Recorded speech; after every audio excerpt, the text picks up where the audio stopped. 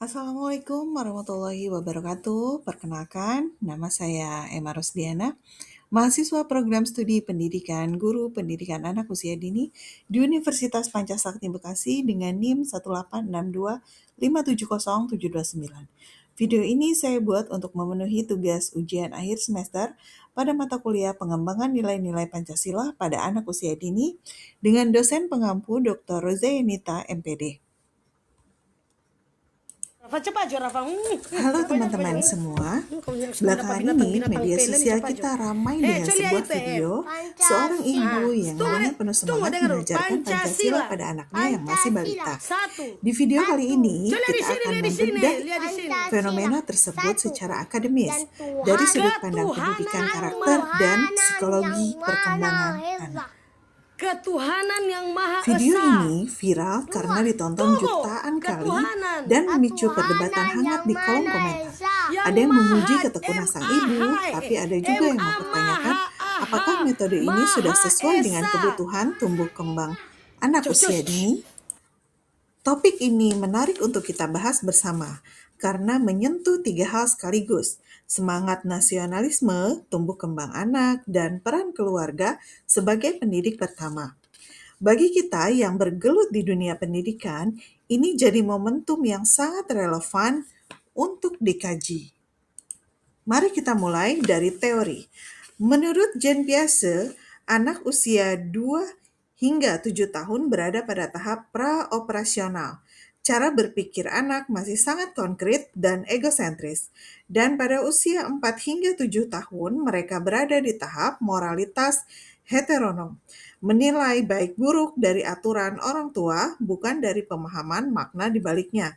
Artinya, anak bisa saja hafal ucapannya, tapi pemaknaannya berkembang, bertahap, bukan instan. Teori kedua datang dari Lev Vygotsky. Menurutnya, anak belajar paling optimal melalui interaksi sosial bersama orang yang lebih berpengalaman.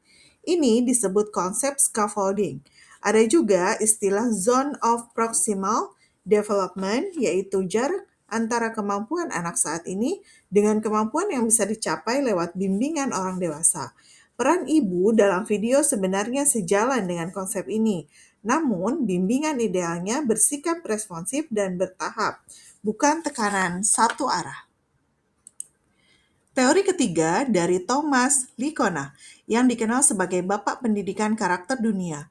Lickona membagi karakter yang baik menjadi 3 komponen: moral knowing atau pengetahuan moral, moral feeling atau perasaan moral, dan moral action atau tindakan moral. Nah, dalam konteks video ini, anak mungkin sudah mencapai tahap moral knowing lewat hafalan. Tapi pertanyaannya, sudahkah menyentuh perasaan dan tindakan moralnya sehari-hari? Jika kita lihat kembali video tersebut dengan 3 kacamata teori tadi, ada sisi positif yang bisa kita apresiasi. Melatih daya ingat anak, membangun kebiasaan baik, dan menunjukkan keterlibatan aktif orang tua. Namun, kita juga perlu mencermati apakah tahap moralitas anak sudah siap memaknai hafalan tersebut, dan apakah bimbingan yang dilakukan dengan cara responsif dan menyenangkan, bukan tekanan searah. Lalu, bagaimana seharusnya nilai-nilai Pancasila ditanamkan pada anak usia dini? Prinsip utamanya ada 4. Belajar sambil bermain, keteladanan orang tua sehari-hari, penggunaan cerita dan simbol yang konkret, serta pembiasaan yang dilakukan secara bertahap. Pendekatan ini juga sejalan dengan arah profil pelajar Pancasila dari Kemendikbudristek yang menekankan penguatan karakter lewat pembiasaan konstekstual, bukan sekadar hafalan verbal. Sebagai contoh konkret, nilai sila pertama bisa ditanamkan lewat kebiasaan berdoa dan bersyukur bersama. Sila kedua, lewat kebiasaan berbagi mainan dan bersikap sopan. Sila ketiga, dengan mengenalkan anak pada teman-teman yang beragam. Sila keempat, dengan mengajak anak ikut memilih hal-hal sederhana dalam keseharian, dan sila kelima lewat kebiasaan berbagi secara adil dengan saudara atau teman bermain. Untuk para orang tua dan calon pendidik, ada 5 rekomendasi yang bisa kita bawa pulang. 1. Sesuaikan metode dengan tahap perkembangan kognitif dan moral anak. 2. Berikan bimbingan yang responsif, bukan tekanan searah. 3. Utamakan pemaknaan nilai, bukan hanya kelancaran hafalan. 4. Libatkan permainan cerita dan keteladanan.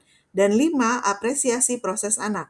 Jangan jadikan hafalan sebagai satu-satunya ukuran keberhasilan. Video viral ini sebenarnya menjadi cermin bagi kita semua. Niat baik menanamkan nilai kebangsaan sejak dini itu sangat penting, tapi caranya juga perlu kita perhatikan bersama, sesuai dengan tahap tumbuh kembang anak. Nah, teman-teman, sebagai bahan diskusi kelas kita, bagaimana strategi kalian menanamkan nilai Pancasila pada anak usia dini secara konstekstual? Yuk, tulis pandangan kalian di kolom komentar dan mari kita diskusikan bersama. Sampai jumpa di video berikutnya. Berikut adalah daftar rujukan teori yang digunakan dalam pembahasan kali ini untuk teman-teman yang ingin membaca lebih lanjut. Sekian, terima kasih.